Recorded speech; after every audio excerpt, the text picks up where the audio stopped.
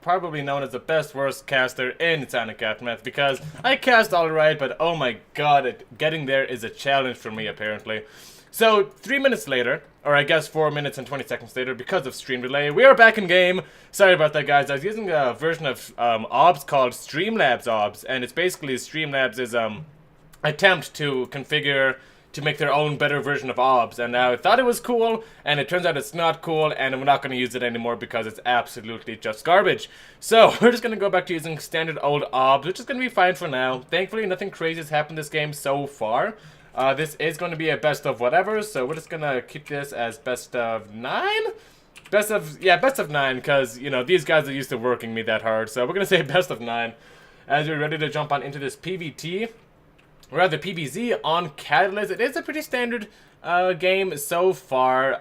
There is actually a little bit of a weird thing going on right now, and that is that Riser from All Inspiration is going to go for a little bit of an older style of Protoss versus Zerg. Hold that thought for just a second. Never mind. Link's going to go ahead and get repelled, so that's going to be fine either way. So the main weird thing that I'm looking at is this opening. So you may be thinking to yourself, if you haven't played in a while, what's so bad about Archon drops? I thought those were pretty meta. And they are pretty meta, actually. They're really nothing unusual. However, it's more often than not that a Protoss will open up with the Stargate, just because it's so good against not dying, and you can transition into Archon drops after that anyways, so... And it's a little safer too, but you know, you can still go for this, don't get me wrong. It's not in the meta right now. You may catch a couple of Zergs off guard with just the speed at which this is going to hit. There should be a Warp Prism moving out across the map, should hit at around the 5-minute-ish mark. And there we go, really weird, horrible skinned Warp Prism. Don't get me wrong, guys. I do love skins in StarCraft 2, but man, you gotta pick your fights. Some of them aren't. Some skins are just not my cup of eggs, you guys. Anyways, DT's not going to warp on in right now. Is it going to morph him straight into Archons, or is he just going to... Nope, it's going to go ahead and attack with him. And we just had a little bit of echo there.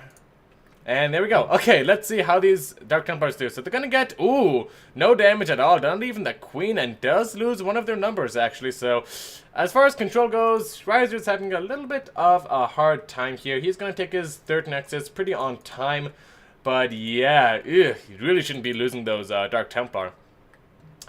And now, Hino, our Psionic Aftermath Zerg player, is going to go ahead and be pretty content to just sit back for the moment and macro. We should be feeling pretty good. I mean, he delayed the Archon drops by, like, what? Like a full-on minute, as he has to, like, you know, back off, maybe poke in again, and then morph in the Archons, then pick them back up. I mean, at this point, it shouldn't really do any damage whatsoever. Yeah, Hino is just going to go ahead and track that Warp Prism. Maybe he'll get a couple of Overlords, pick off a couple of Lings, some drones may not survive the assault, but overall, I don't think Rise is going to be very happy about his decision to, go for this build in this game. Not very much doing a lot is this build. Alright. Gonna go for that second Robo, and Immortal production is beginning as well, so pretty standard stuff here coming out from Riser, except for that a little bit of a retro opening. You know, oh, actually might lose a Queen here. No! Oh my god, the Queens are so low. Queens never die, it appears, if your name is Hino. A couple of Ravagers morphing on in. Maybe he's trying to get lucky and shoot down that Prism. Not sure why he would want Ravagers unless he thinks there's an attack coming. This isn't going to do much, so we're just going to go and check his vision on the opposite side of the map. Yeah, he knows there's a third. I mean, I guess maybe he thinks that, you know, the third is maybe going to be a fake, and that, you know, Ravagers are going to be a little bit of a safer option, but takes down the Warp Prism. Oh no, that's bad. Best casting NA, and now he's going to go ahead and attack. So I guess he just wanted to morph them in a little bit prematurely, and there we go. Hino, off of 59 workers, is going to push a huge amount of pressure on this third base, and being down a Warp Prism and 2 Archons, and trying to hold this with no sentries, guarding this ramp, 1 shield battery. I mean, guys, I know it may look like it's not good for Riser, and that's because it is. Hino is going to absolutely monster mash, monster punch Riser, you know, down 0-1. So All Inspiration's gonna have to pull off pretty much a miracle hold here. This may look good, but it's honestly just the worst feeling. No cover for these Archons. Trying to warp in a couple of Zealots right now. Shield Battery doing okay work. Shenchi's probably gonna get focused on down. He's gonna go ahead and pull workers, but 2 immortals is not a hold make. GG is called! And folks, we have our first victor of the series. Sonic Aftermath is Hino, bringing us up 1-0 so far in this best of whatever, because I didn't bother to look at it. I instead took the time that I should have spent researching what this stuff is going to be about, and spent it on getting a banana from downstairs so I could eat while I'm casting, which is something I hate myself for doing, because everybody knows you shouldn't eat while casting. But you know what?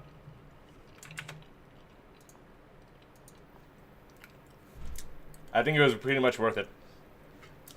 Yeah, my plan so far, actually, right now, if you guys haven't noticed, is to change my appearance up so much every time I cast and leave so much time in between, is that nobody really knows what I could look like. That way I can just get off the grid whenever I need to. So, yeah. This little little cutesy spot of hair is making me look like I'm still in middle school. And I am a girl, which I am not, so I will just take that back. Alright, should be good. Alright.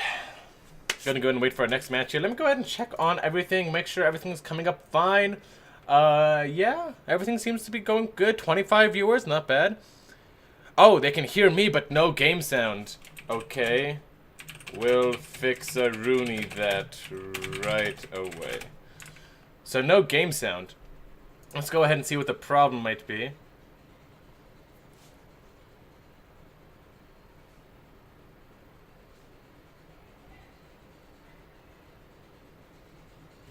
Pardon me for just a second, guys. Something may be exploding.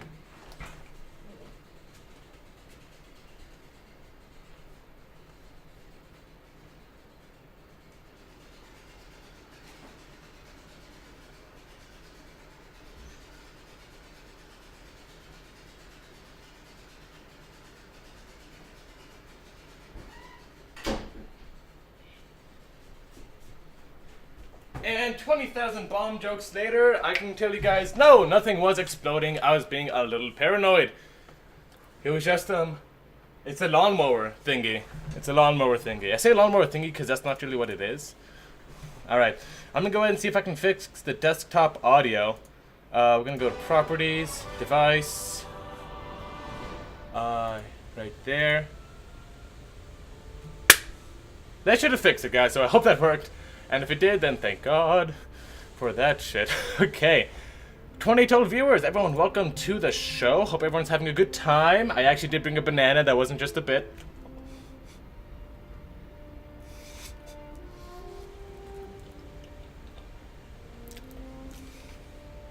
I don't waste no banana, boys. Okay. Whew. One thing I did forget to do at the beginning, before I realized that I wasn't streaming to anything because I didn't have a streaming URL set up, is there's actually this really cool ATL pre-roll intro, and I didn't get to show it, and I really want to show it because it's pretty cool. So that's actually what we're going to do while we're waiting for matches. So please enjoy the ATL pre-roll intro that you should have seen 5 minutes ago.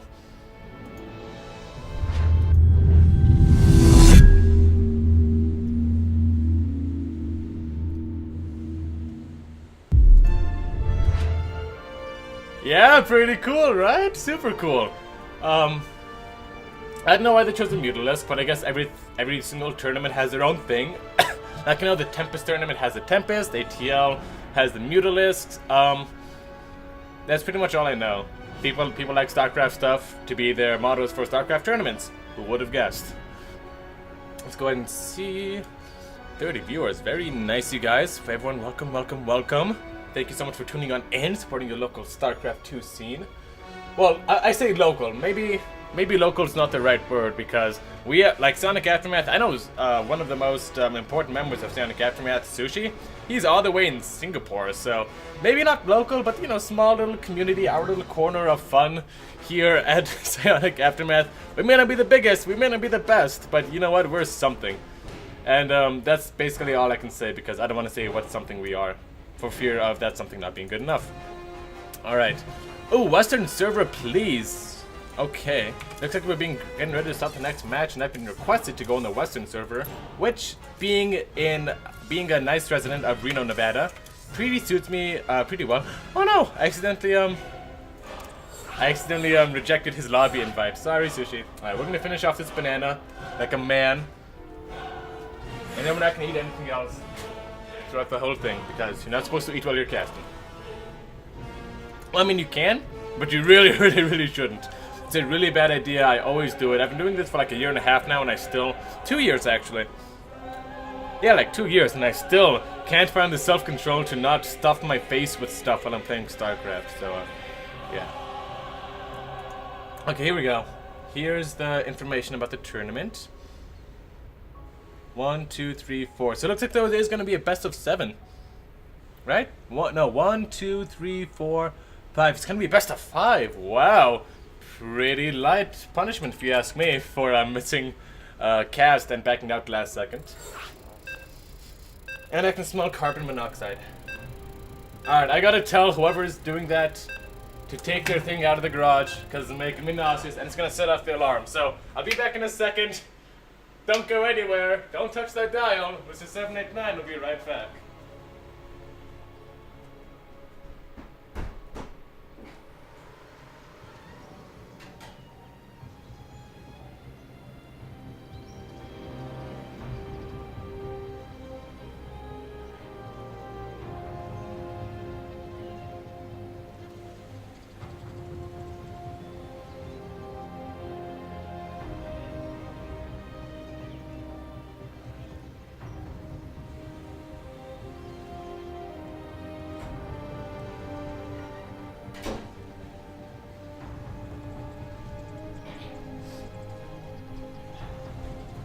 Apparently, I don't deserve to not inhale carbon monoxide, so that's the life we live in, guys. Alright, where were we?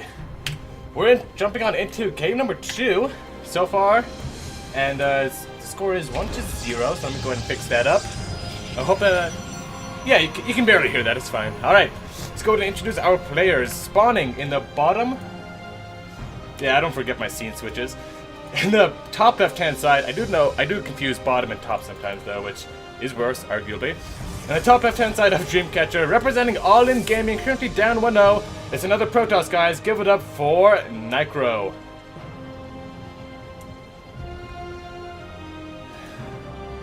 And his opponent, spawning in the bottom right-hand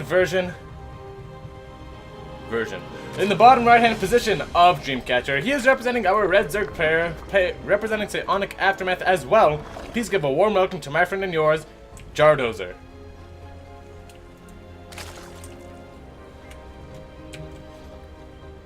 Alright, let's get this party started. It is going to be another PvZ.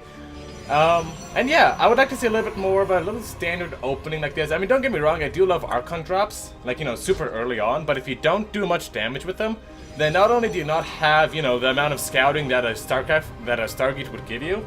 Stargates give you, I mean, Archon drops give you a decent amount of scouting, but not as much. You also don't have the protection, so like if you see that a lot of roaches are being made, like, hey, that's not 10 roaches, that's like 12, 13, 14, 15, 16, you know, 17, 18 roaches, a bunch of lings are here. The third isn't that saturated. I mean, he's morphing in Ravagers. I mean, that's a position where when you have the Stargate, you can make like a Void Ray and help, you know, help it hold. A couple of Oracles is also going to help hold that as well. So not only does having a Stargate help you not die if there's some really weird 2-base all-in from the Zerg, or rather like, you know, 2 bases but 3 hatcheries just for production, all in from the Zerg. It also helps you secure that third base a lot easier. You can have Oracles, you know, standing over here and help deny the Lings from canceling that Nexus. I mean, Stargates are just so useful in PvZ right now. And I doubt they'll be out of the meta anytime soon. And Nicro is going to go ahead and agree with me on that one. Meanwhile, Jardozer, pretty old member of Psionic Aftermath. I think he was here when I first joined, which was like 1.5 years, maybe 2 years ago, but I'm not sure, And we'll see what he's up to. So yeah, Necro's gonna go ahead and scout the saturation on this base over here, not going into the main base at all. Just wanted to make sure there were some drones mining over here, which is good. Jardozer, or rather Nicro, now knows that he isn't gonna die anytime soon, which is a big plus if you're a Protoss. And one Phoenix coming on out, and actually, a Twilight Council coming on up soon. If I didn't know any better, I would say 1 Phoenix, no Oracle. This kind of looks like a charge lot all in, a little bit if you ask me. And there we go, Robo is coming on down, and no additional gases at the natural yet. And, you know, no Oracle either, so I would put my money on this being an charge shot all in, wouldn't it? I mean, nope. Okay, it's gonna be a glaives all in then, right? It's gonna be an all in, guys. It's gonna be an all in. I wouldn't see. Okay, because I get follow ups with glaives, but stargating to glaives isn't really that amazing, if I'm being honest here. So I guess he's gonna do like a glaives all in with a couple of immortals. Does seem a little bit janky if you ask me.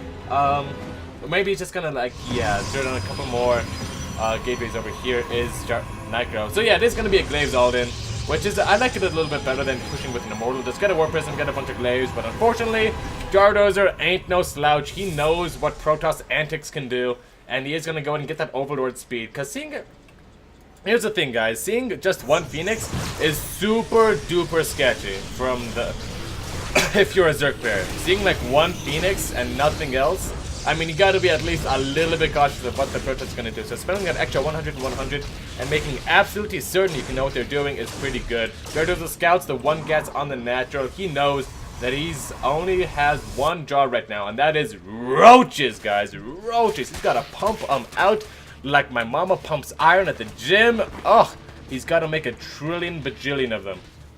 And there we go, 10 started. That's, you know, the number a trillion bajillion begins with 1. Or rather, you get there by starting with the number 1, so that's a good thing.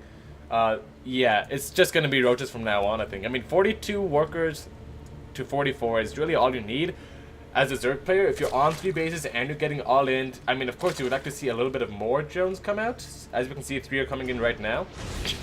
But it's still going to be a little bit of a challenge to hold this. More roaches are in production, thankfully. And with these queens and roaches, I just don't know. Necro's even down in armor supply. I'm not really sure what it's going to do here. Just adepts against roaches. And if anybody is saying that that's a good thing, let me be the first one to tell you that it is not a good thing. I'm rusty, guys. Give me a break. Alright, he's going to go and do another big warp-in round of adepts, undoubtedly. And I just don't see damage being done with this. He's warping in sentries. Where were those? Yeah, back at home for some reason. And I think he's basically going to concede that, you know what, I'm not going to get damage here. I'm just going to go and, you know, try and see where I can send my adepts. Maybe pick off some workers. I think he's going to make a couple of immortals and then push, but he's spending his valuable robo time making an observer. I mean, observers are good, but at this point in the game, he's not taking his third base. He's walled off in his natural. You gotta be thinking, and he's going for Blink too. It's very hard at the Swarmy, it feels. Nicro thinks he can just mine forever, but look at this. This one patch only has 195 left.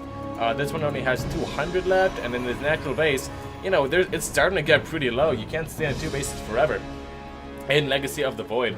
And yeah, you know, Jardozer just set up in a beautiful defensive position here. He's up 10 workers, he's up 30 armor supply, 102 supply to 138. It's just, I don't know what he's gonna do. I think we may just be seeing a repeat of the last game where the Zerg are just gonna move across the map and shove his big fat Road Ravager army down the throat of Nicro. And Nicro, I don't know what you're gonna do, man. It may be an overextension, actually, now that I look at it. I mean, sentries, immortals, stalkers, shield badgers on the top of a ramp. Maybe not the greatest idea. You already know you're winning, so maybe I actually don't like this move as much as I thought I did. I'm gonna go ahead and send out a couple of bios. One of them splashes down on a couple of weeds over here. You know, I guess you gotta control the weed population somehow. 5 drones going on down. I think that was over here. Yeah, that was probably just from over there. Is gonna be my guess. And yeah, Nicro does have some adepts caught and now gonna go ahead and recall them. And I think Jardozer has the right idea.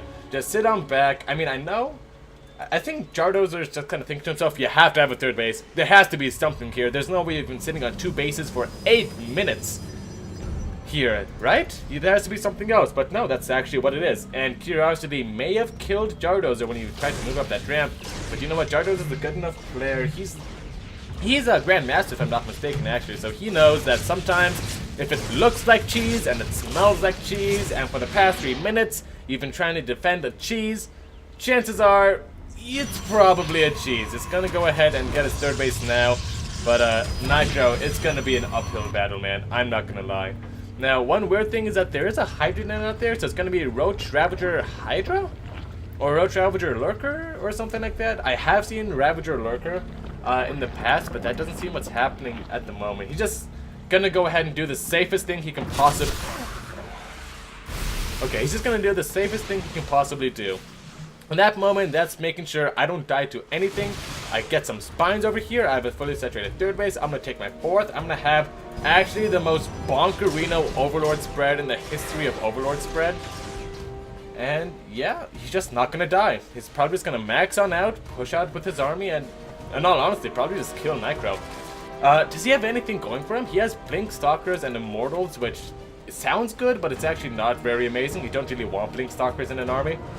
Unless you're Mana, in which case make a billion of them and kill, 8 Broodlords somehow.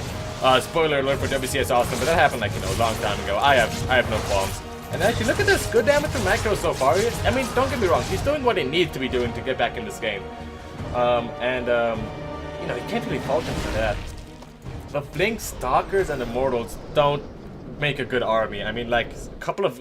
Especially with all these Ravagers, they're going to break down all the force fields. Stalkers are good versus Ravagers, but they're not really what you want, actually. And Jardozo says, you know what, I'm going to go ahead and take the fight. And actually, ooh, pretty hot stuff here. Going to go ahead and kill a decent amount of Stalkers. Ravagers are winning down their bios. 2 Immortals putting in work in the back. Look at these bad boys. All these kills are roaches. And it looks as though that Jardozo is actually going to lose his entire army here, getting caught out. Yeesh.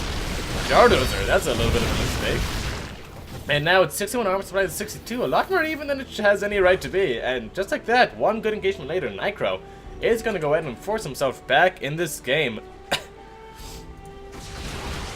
Okay, a couple more Ravagers morphing on in. Lings and Hydras are really what you want against this sort of army, and that is what he has at the moment. I don't like that forward blink at all. Whoa! No, Necro. Oh, Nike, no! Nike, no! Don't ever do that ever again. Sentries on the front, gonna get picked on off. 2 Raptor Balls coming down. And now it's Jardoz's turn to overextend. Gonna go ahead and push on board. And he is gonna trade out alright against this army. I guess he just needs to focus down the Immortals. A little bit of a problem here that may not be addressed is that the Immortals look almost exactly like the Stalkers, which kinda sucks. But, what are you gonna do? And honestly, I think Necro, at the end of this day, this is worse for him. Take a look at the upgrades. It's Blink, Charge, and Glaives. Meanwhile, Jardozo has his +1 missiles, he has Group Spines. He may not have a huge upgrade advantage, but the lack of Storm, the lack of Colossus tech, just, some Blink Stalkers and a few Immortals, that's not gonna do well against Ravagerling at all. And there we go, Templar Archives does finally start. Jardozo still sitting on 4 bases. I feel as though Jardozo didn't really capitalize on his early advantage all as much as he could have. Definitely, I think there were some missed opportunities to take, a 5th base at this point. Maybe trying to hit an earlier timing with your Roaches, probably. And, yeah. It's allowed Necro to not necessarily come back in this game, but have a fighting chance. He's going to go ahead and recall these Immortals. One of them does get out, but these Stalkers are not going to do a decent amount of damage, actually. He's going to go and try and find whatever damage they can. Trying to transfuse Jardozer. Whoa!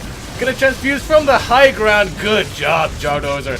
And almost losing that 4th base, but actually not. Loses all of his Stalkers, or at least a huge swath of them in the process. 37 Stalkers and 3 Immortals lost. Don't get me wrong, 15 Ravagers were lost for the Zerg player, but that's alright-ish. Especially when you consider taking out the Immortals, taking out the Stalkers, taking out the Sentries, and there not being much of any storm. Jardozo is going to push out across the map right now. He is tripling the army supply of Necro at this moment. No Ling reinforcements, so the reinforcements are going to be a little bit slow from Jardozo, but it probably should not matter. Storm is nowhere near finished, and yeah, Necro just says, GG, that is it for me. Taps on out, and Necro going down 2-0 for his team against the mighty Jardozer. And yeah, graphs pretty much tell those, story of that game. Take a look at the resources collection rate. Look at this. This is around the time of the... Oop, where were you? Where are you? This is around the time where the Allin hit. And this right here is when Necro took his 3rd base. This right here is when he took his 3rd base. I mean, it's just appalling. Workers active. Yeah, this is not what should be happening. Unfortunately, Jardozer just kind of held Necro's first attack, and it didn't seem as though Necro really knew what to do afterwards. I mean, if you get your Allin scouted like that, especially an added Allin, which isn't really known for its ability to just push on through or just smash your opponent, he just kind of... I feel like that was it was the wrong call from Necro. I mean, if I were him, I would have, taken an earlier 3rd base, miss, what is 4 Adepts Or even like 3 adepts. Would you rather have 3 adepts doing an adept all-in that was scouted, like minutes before it hit? Or would you rather have a 3rd base? It's kind of how I would look at it. And yeah, turns out 3 adepts does not a good macro game make. Alright, let's make sure the stream hasn't gone to hell and people aren't frantically whispering me that, you know, the game volume is dead or something like that.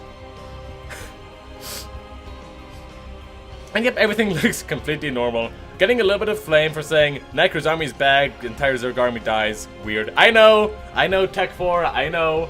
I thought there were Lings in the army, there were no Lings in the army. That's an excuse. I just wanted to sound cool and say that Necro's army is bad. I mean, it generally is bad. Blink Stalkers and Immortals aren't good. I mean, if your opponent only has Roaches, it's actually bonkers, but even then, you know, blinking into that, you would rather, you know, defensively blink back against that. So, and in a straight-up engagement trial shot, Archon Immortal will still be better. But, yeah, it was a bad army against not a great army, and, you know, when it's a bad army against not a great army, generally Protoss comes out on top, so we're good there. They are the best players of PsiX and Allin, so they are GM. Oh, wait, it's not the best players of Psionic Aftermath and Allin. Unless you don't think I'm one of the best players of Psionic Aftermath. Am I not in? What? Malarkey. You put Dark Zero ahead of me, Sushi? Wow. Okay, I know they're GM, and I'm not GM. I get it, it makes sense, but come on. Come on, for old time's sake, no? Ah, well. I'm not salty about it. I haven't been playing a lot recently, it's just that, you know, I feel insulted. They should leave, like, pity ask me, like, you know, hey, we're gonna do this, do you want to do it? And then, you know, not actually follow through on it and just be like, oh yeah, well, you know, we thought, but then the position opened up, and I've been like, okay. But, not even that.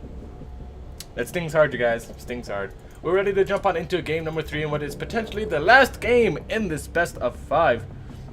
It's gonna be Sunny versus Wagon. Or rather, the Wagon, but it's Sunny versus Wagon. Whenever you guys are ready, I am giving them the thumbs up. I was gonna say heads up, but it's more of a thumb thing. And we're gonna take a sip of water as we get ready to jump on into potentially the last PvZ of this series. In case you guys haven't figured it out, it's all gonna be PvZ. Which, you know, if you're a Terran player, you know, boo-hoo for you, but but PvZ is fun. It's fun to watch. Granted, I'm a Protoss, so it does make my heart sting a little bit that, you know, the Protoss has got crushed 2 games in a row. But we'll see. Now we have Sunny, which is our Protoss player versus the Zerg, so hopefully we're gonna show you guys what a real PvZ looks like. You know, you may not like it, but this is the ideal PvZ. Oh, I gotta make a meme like that in Arshad StarCraft soon, don't I? Oh, nobody steal it! Nobody steal it! Alright.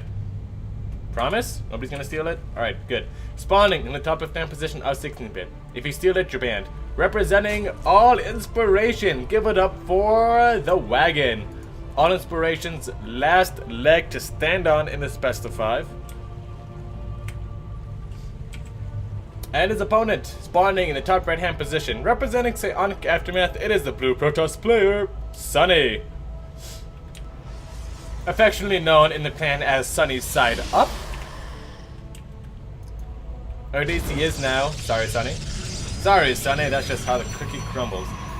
And Sunny gonna go ahead and go for a gateway expand here. Now let's talk about 16-bit PvZ for just a burger flippin' second. Generally, this is one of the few maps that you can go Nexus first on in pretty much every matchup as a Protoss and not be super punished. Granted, the one exception is and always has been versus Terran, because Reapers will just do horrible, horrible things to your probe line. Really, I've seen it. They don't teach you about it in school. I mean, it's like, you think your school's sexual education program is bad, wait till you see the Reaper education program. I mean, guys, they don't even mention it. It's just too... Ugh. Okay, so that's why no Protoss goes, you know, Nexus first against Terran. Maybe on a 4-player map, but even then, no. So, but yeah. Sunny definitely is showing a lot of respect for the Wagon by going Gateway first here. I mean, he's up, his team is up to 0. He doesn't need to do anything too crazy. He has a league advantage over the Wagon. He just needs to play his game and play it well, and that's exactly what he is doing. I would be very surprised if we ever seen Allin come from Sunny, because 16-bit is a very defensive map, well, with the pocket natural over here and the 3rd base over here. taking your 4th base can be a little bit of a challenge, since when you take a 4th base, you have all of a sudden 3 areas of defense that you have to defend. Xenodactyl Tiered 1 says 1 Sunny. Thank you so much, Xenodactyl, for that bit donation. But yeah, as soon as you take your 4th base, then you start opening yourself up to attack. But at that time, you've got Storm, Immortals, Archons, so generally, it's a map that Protosses really, really love.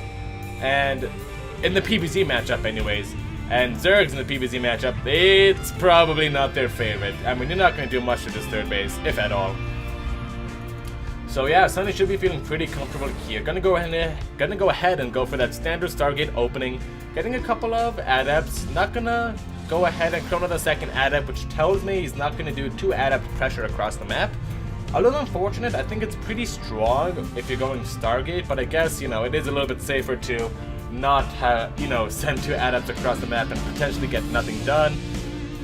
So I can see why he's doing it. That's okay, Sunny. You do you, Sunny. Boo. You do you. Gonna go ahead and set the shade up. Just gonna go ahead and check the saturation. See, he's around 8-9ish drone, so he knows I'm probably gonna be okay.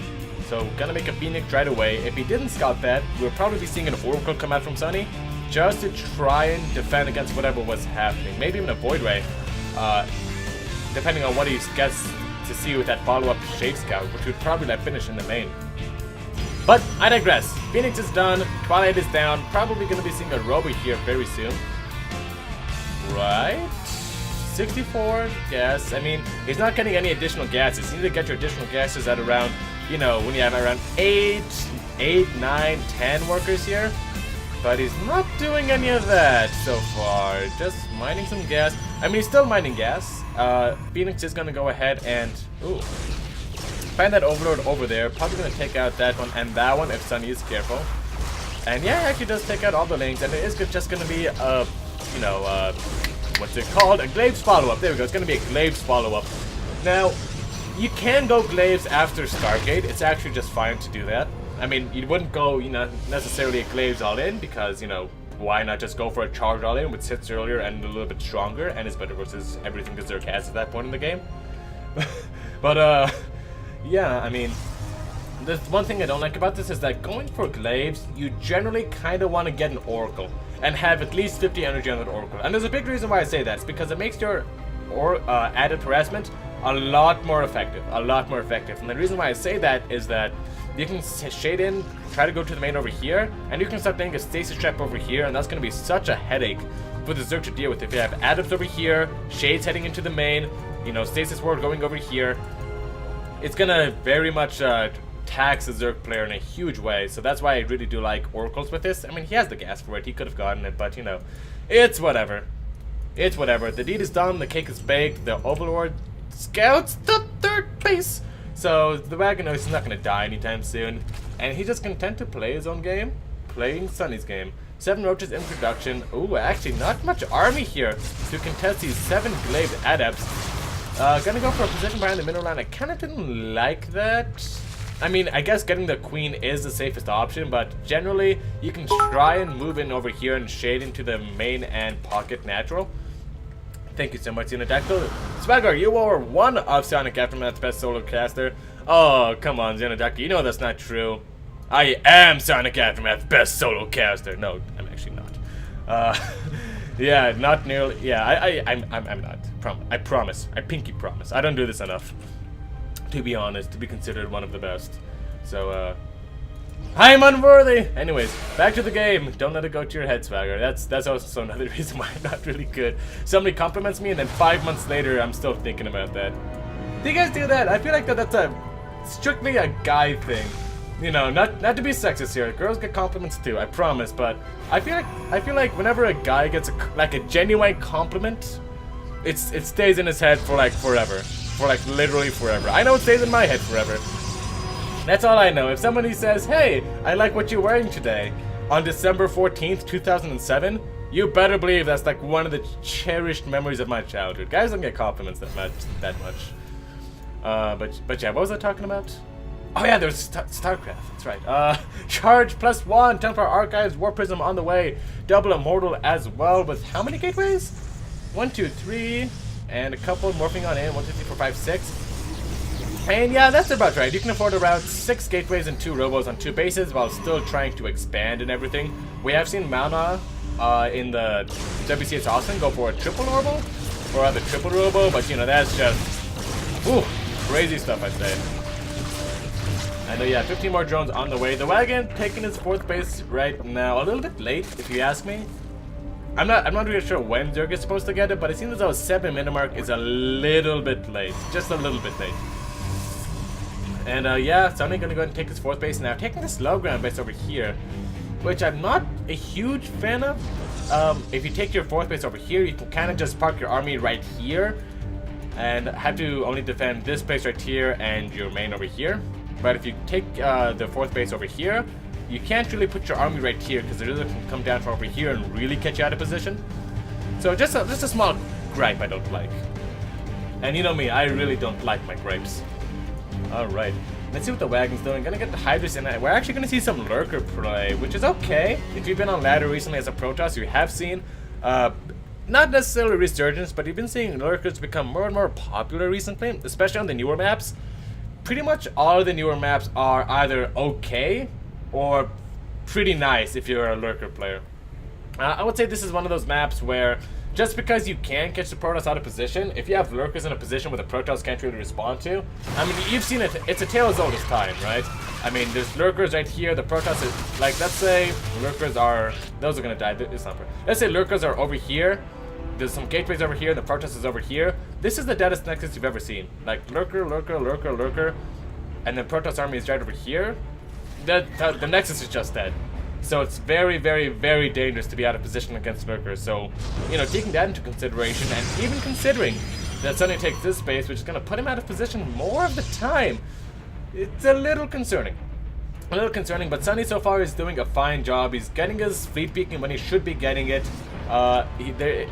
He's still on layer tech, is the wagon, so maybe double Stargate is a little dip, or rather triple Stargate when you don't really know if there's a hive or not, kind of is a little bit of an overcommitment. It is going to start now. I mean, don't get me wrong, it's not a bad thing to have triple Stargate, maybe double Stargate, and he's making oracles, which I think he's just trying to blind counter Tempest, or rather Broodlords at this point. And what's actually working out for him is that the wagon is actually trying to tech on towards Broodlords and plans to use his Lurkers defensively. So a little bit of a rock, paper, scissors game going on over here that Sunny is going to go ahead and get the better rock, paper, scissoring out of. Yeah, if the wagon chose paper, Sunny chose scissors. Yep, somehow that was a really difficult idea for me to express. That was really hard. Okay, Sunny gonna go ahead and push on out. Not necessarily something I like, especially when you're on triple Stargate and you're making oracles and you know your Grand Army isn't that beefy. He doesn't even have like any zealots with his army, which, don't get me wrong, zealots are pretty bad against Lurkers and stuff like that, but you always need at least a couple of zealots, man. Just so your Archons are taking 100% of the damage. And yeah, this is what's gonna happen. Oh, actually running on into some big storms, but it doesn't really matter. There's no zealots to stop this. I mean, imagine if there were a bunch of Liberators with nothing, no bio supporting it if you're a Terran player, which, you know, if you're a Terran player at this point in the game of the series, you know, wow, props to you, man. But, yeah, that was for the Terran player in the audience who wanted something said about Terrans. It's like having a bunch of Liberators with no bio underneath it. You need at least a little bio. Even if you have a billion, quadrillion Liberators, you need some bio under them. And that's kind of what happened to Sunny. Gonna be super careful with those mortals. He doesn't need a fight right now. He just needs to be super careful. He's gonna get ahead and get attack on his army. Thankfully, it's not a very big army, and he's gonna go ahead and push on forward. I think he's just trying to target down a couple of Lurkers and move on back. I think it's a very wise choice, especially considering he does have these cannons here, which are actually proving to be such an annoyance for the wagon. Sunny, still, I think he may be being a little too overzealous. Oh, losing a couple of Immortals, and these actually should have been Chrono. They could have been out by now. And is he going to lose the 4th base? He hasn't taken a bit behind us, which is, I think, a little bit of a mistake, especially considering his huge mineral bank. And he's losing all of his Immortals. What is happening? Sunny just falling apart, losing all of his Immortals. I think he should have just sacked that base. He may just end up losing the game now. Yeah, definitely one of those, you know, why did I try to do that decisions? But you know what? He's got his carriers out. His army is safe. And the wagon's gonna go in and back on out for now. So the wagon definitely taking a big evening Or rather, Sunny taking a big evening out hammer straight to the cranium here, as he is now down 155 to 189 supply. His immortal count has been reset. You always want immortals with carriers. I know it sounds stupid, but you always want at least a couple. Especially, yeah, you always want at least a couple, you guys, because if they ever get ultraless, God help you. And they're really good at taking out lurkers too. It's just always good to have some immortals, so it's definitely going to be annoying here for Sunny. He does have 2 actually, which is not bad. That's actually kind of really the only amount you kind of want. I would say maybe 3 if you have enough Archons, but yeah, Sunny's just gonna go ahead and back on up for now. I'm pretty sure the wagon knows that Sunny is going for those carriers, because his links to get killed by them, he's poking out with brooches, so he's gonna go ahead and take 2 bases at the same time, and double expansion coming out for the wagon, and his macro is gonna get pretty out of this world. Pretty out of this world crazy. And Sunny, does he still have a War Prism? That's kind of what we gotta watch out for. And with no War Prism and no pylons out on the map, it's pretty easy to see why the wagon is gonna be able to take these 2 bases pretty unmolested. Now, Adults are gonna go and try and take care of these roaches over here, along with the help of an Immortal. Meanwhile, ooh, Sunny! It's the oldest trick in the book. Gonna go ahead and lose his base just to a small counterattack of Hydras, and he pushes on forward with these carriers out in front. Sunny, what's going on? Sunny, no! Oh, and the carriers of Sunny are gonna fall prey to the corruptors of the wagon. This has just been a disaster for Sunny. A horrible game for Sunny, unfortunately. And I think he made his speed out of it. He has 52 armor spider 76. It's the greatest fire. 16 more Hydras on the way. 6 more corruptors on top of it. I think this is it for Sunny. He's lost all his tech. I mean, don't get me wrong, I feel for the guy, I really do, but I think the wagon just managed to take a game off of Psionic FM's very own Sunny Boy. What insanity, man. Oh my gosh. I was like, you know, Sunny had this in the bag, we're up to, whoa, yeah, but you know what, playing, and he loses the Archons too, just playing his normal game, it wasn't good enough. I mean, he was doing so many good things in the early game, he was harassing and everything, but it was just a bit much. It was just, he forgot his fundamentals, I think was a big part of it. He forgot that, and a small counterattack of roaches here means there's going to be a whole big-ass army over here, and we can see him frantically trying to turn around, sending a little bit too many zealots to deal with those roaches, and it was just a little bit too much, you guys. The wagon is going to go and push on now with Broodlords. Now, Sunny is getting Blink, and when I say it's getting Blink, I mean just got Blink, as in just started researching it. This is not going to work. This is as not going to work as it gets, folks. This is sad. I am sad for Sunny right now. This is a sad thing.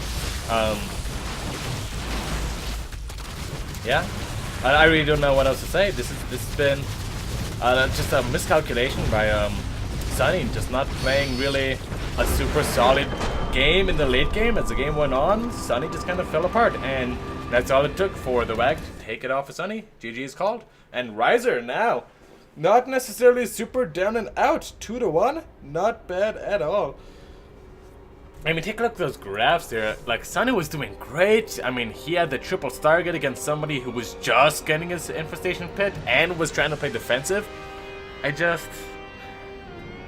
His carrier production was a little late. I mean, we can see as soon as that feed beacon finished, he got 2 oracles out of it, which, you know, he already had the Stargate before that, so we should have just made oracles out of there. So as soon as the feed beacon finishes, he doesn't need to make oracles to tag the lurkers anymore. He can just boom, boom, boom, go straight to carriers.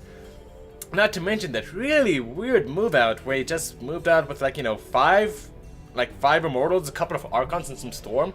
Every Protoss knows it's not going to do anything. Every Protoss, I guarantee you, they know that that's just meant to, you know, maybe clear up creep and then get the hell out of town. And, you know, we can just see it right here. He lost all of that. He lost all of it. He remaxed, and then he just kind of got poked to death by the lurkers, and from there it was just a downward spiral, unfortunately. Alright. Alright. Next game is going to be on Redshift, which is Darkseer versus Drumhead. Oh, okay, if you stay untuned, guys, a little bit of a special bonus thing. If we go on Redshift for the next match, I'll show you guys how to do the probe walk that Gemini discovered. I made a 14-minute video about it on my own personal YouTube channel, and then I realized who the hell wants to watch 14 minutes of me saying, you don't really want to click right there? You want to click right there. Not right there, but right there. So, yeah. But I'm going to go ahead and just give you guys a quick TLDR of how to do that probe glitch on Redshift. If you don't know what I'm talking about, I'll go ahead and post a link in the chat below to Gemini's original post about it. And I decided to make, a good guide on how to do it. I'll definitely link my own, guide on how to do that on Redshift too in the comments below, but I'll also link the original post. So we're gonna go Redshift Gemini? Yeah, this is it.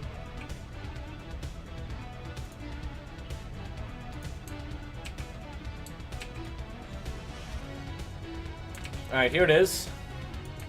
There's the pro break that you see on Redshift, and here's my video tutorial on how to do it. Don't watch the whole 14 minutes, skip until you get to the good parts, because it was extraneous. So here we go. Mr. 789 Redshift. Yeah, I called it the Sacred Walk because I'm an idiot. Let me go ahead and link the... I have like 3 minutes of intro too. Guys, I need to get this under control. Okay, there we go. We're gonna share. Start at that. Here you guys go. That's me demonstrating how to do it. Yeah, those links will make sense a minute and 20 seconds from now. Promise. I should guess to check that. Links will make sense in 2 minutes. Smiley face. Alright, just gonna go ahead and wait for our next game. Sushi is making it, so we should be starting here pretty soon. I'm gonna get a little bit of water and we should be ready to rock and roll.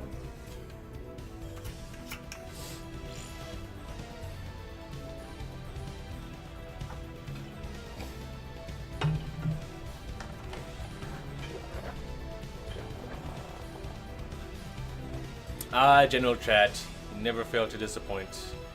There are only 2 BBC and small. Okay, well, it's a thing. Wow. Okay. We're gonna go ahead and see if we can join Sushi's lobby.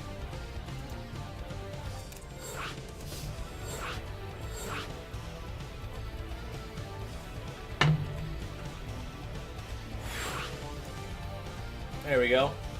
Yes, we do have game hard, and it is going to be PBZ. So, Swag, you ready? Swag was born ready. Ready.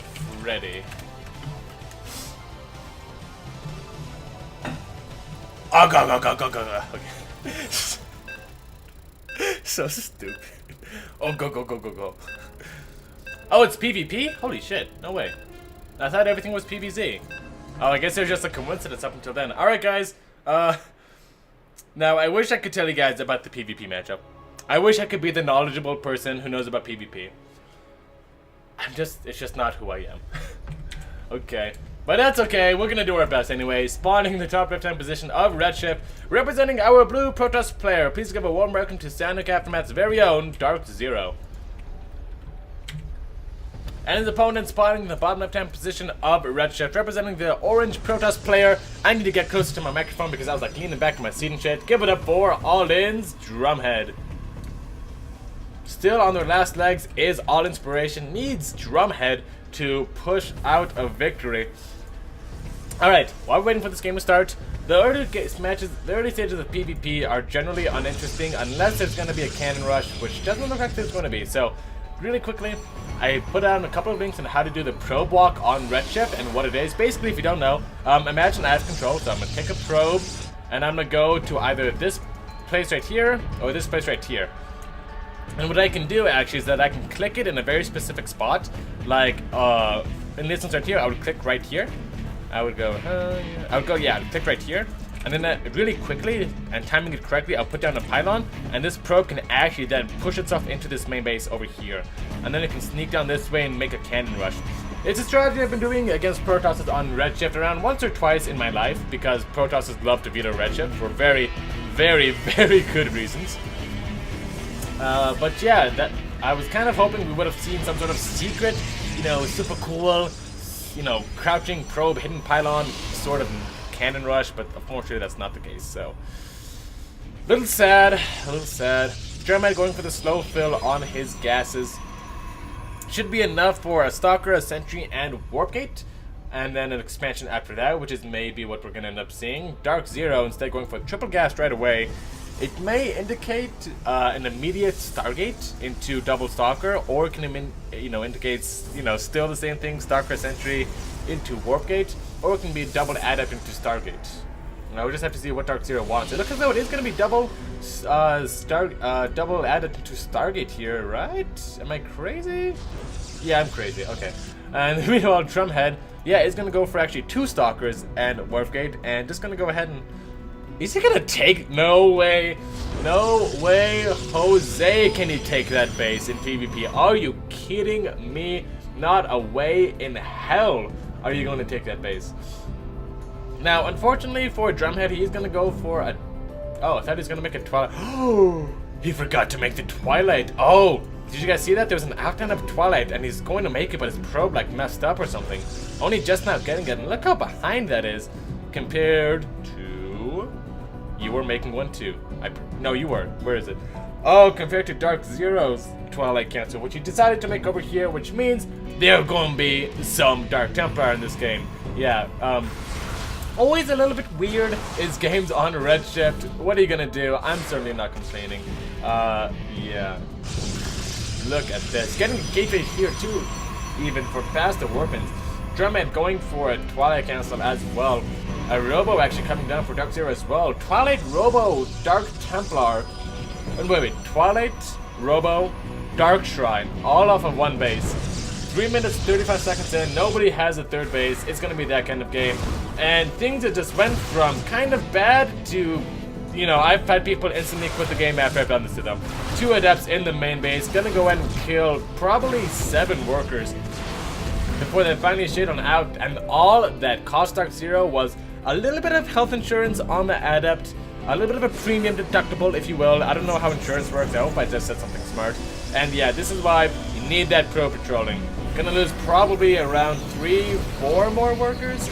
Gonna go in. Yeah, this is getting from bad to worse here. He's getting Blink 2. No Robo in sight. He's getting a gateway, actually. Oh, Drumhead. Oh, this is not good. Man, this is not good. Dark Zero is getting an Immortal as well. I guess he just kind of wants to stay on one base forever since he knows Drumhead doesn't have a third. Or at least he can pretty confidently conclude that he doesn't have a third, because who would take, in the right mind would take that, right? Actually, that's a pretty cute location for warping on in, I guess, but it's still pretty far away. I mean, and the Dark Templar coming on in. Guys, say it with me. Hang on. Let's take a look from yeah, let's see Drumhead's perspective on what's happening. So, he technically saw that shimmer. Did you see that shimmer? Ready? Just listen. Your probes are under He's gonna see what's happening. Oh, what's going on? Ah, he knows. Oh, I didn't even have to see. GG, and Dark Zero takes it. Oh no, it's Drumhead. I'm so sorry. It's games like that that make me really, really, really proud and embarrassed to say I am a Protoss player. I mean, guys, PvP is so weird. And yeah, my heart really does go into Drumhead. Every Protoss has had one of those games happen to them. I know I have. GG to Drumhead, you did your best, you really did. But unfortunately, Dark Zero, or rather fortunately, Dark Zero is gonna go ahead and take that, and that should actually be it. Psionic Aftermath wins with a score of 3-1. I'm pretty sure, at least, unless there's something I'm missing here. It says there's 1, 2, 3, 4, 5 matches, but I'm pretty sure that's just the 5th match is just, you know, TBD if it goes to game number 5. And I'm pretty sure it was just specified, so that should actually be it, guys. Thank you so much for tuning on in. If you did enjoy what you saw, what you heard here today, you can go ahead and follow Psionic Aftermath on their Twitch channel, which is what you're looking at right now if you haven't already. And if you haven't already, then you must be crazier than I am. You can go ahead, and if you really, really like us, go ahead and subscribe. get all that special features that Sonic Aftermath offers for subscriptions, which is I will say your name at the beginning of each cast. I made that up. I don't think we do anything for subs, but it would really do help us. If you did like my personal casting here, I am planning on streaming a little bit more frequently, so no promises made just yet, but do keep that in mind. So I think that's it for now, you guys. I think we're good. Yeah. No other games are starting, so I think that is going to be it. Thank you so much for tuning in. I am your host, Mr. 789. Gonna go ahead and ask my mom to turn off the generator in the garage because I can smell the carbon monoxide, and probably part of the reason why I casted the way I did. Okay, that's gonna be it for me, guys. Thank you so much for tuning in, and remember, folks, that the internet could always use some more heroes.